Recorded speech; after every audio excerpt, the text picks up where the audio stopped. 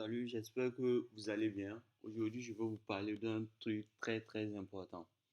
Ici, ce dont je veux vous parler, c'est quoi?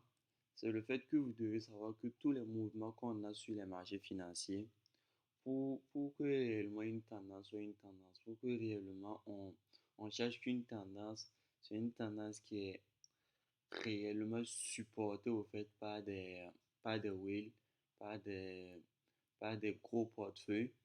Il faut que quoi? Il faut que on ait ce qu'on appelle la prise de liquidité. Il faut qu'on vienne enfoncer, prendre de la liquidité avant de mettre le mouvement. Et ça, c'est un truc très très important. Dit comme cela, ça paraît bon, ça paraît incompréhensible, mais vous allez vite vite comprendre. Ici, j'ai remarqué juste de vous montrer, j'ai essayé ici de vous illustrer un peu le graphique du BTC. Ici, vous allez voir un truc. Vous voyez un peu que quand le BTC fait un quoi?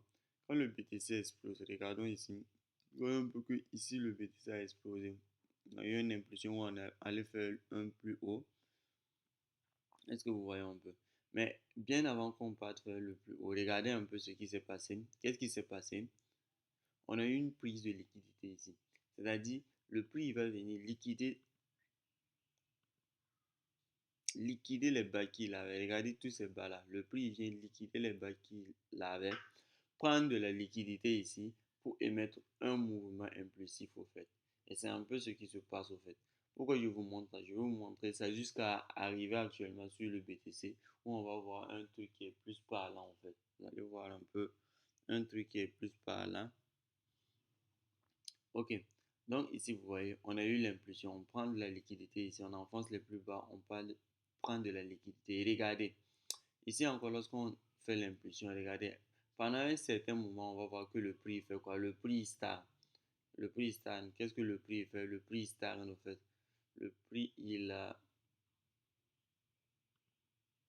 fait ça. Regardez.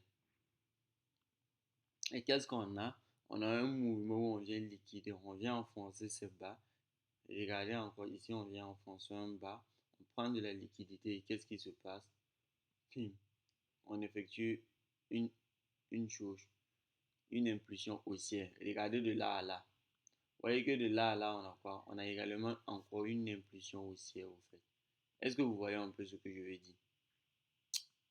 Donc ici, vous savez que, bon, ça, vous pouvez considérer tout ça comme une prise de liquidité. Soit le fait même que, bon, on a simplement enfoncé ici, vous pouvez matérialiser cela là comme une prise de liquidité. Mais là n'est pas le problème.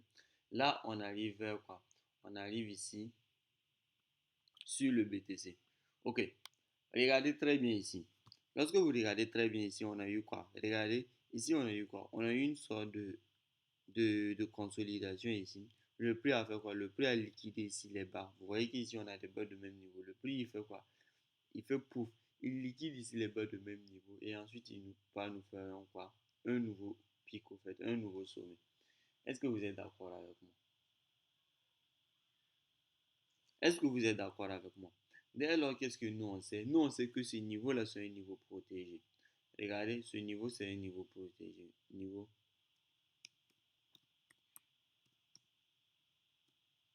protégé. Ici, on a un niveau protégé au fait.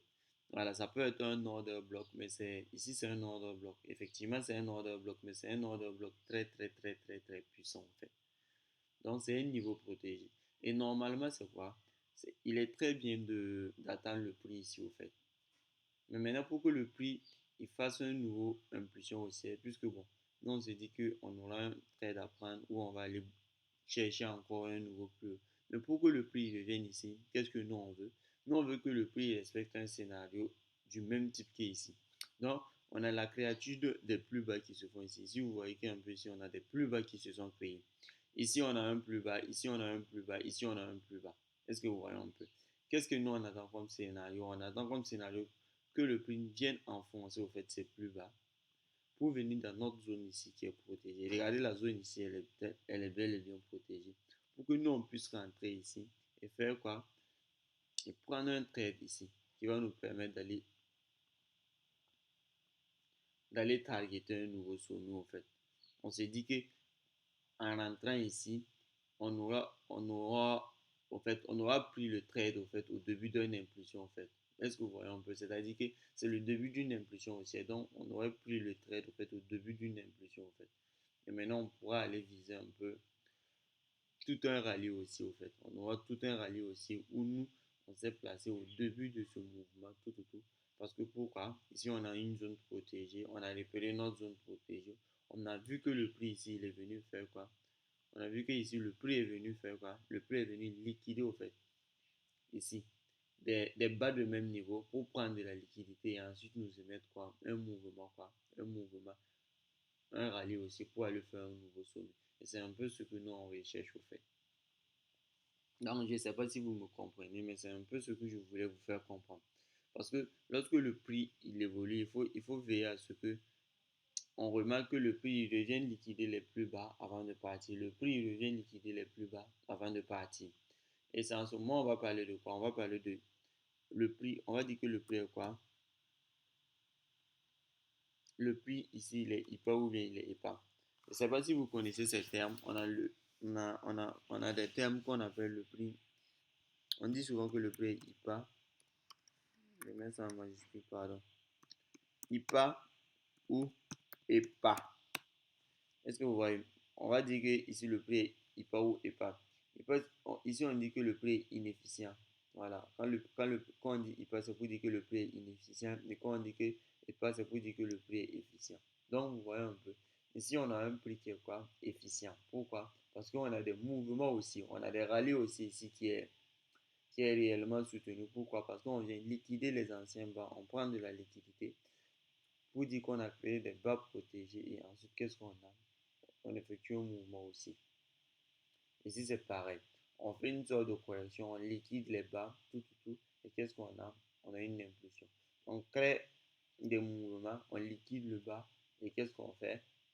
On effectue des mouvements aussi. On crée une sorte de consolidation, on vient liquider le bas. Et qu'est-ce qu'on fait? On crée un mouvement aussi.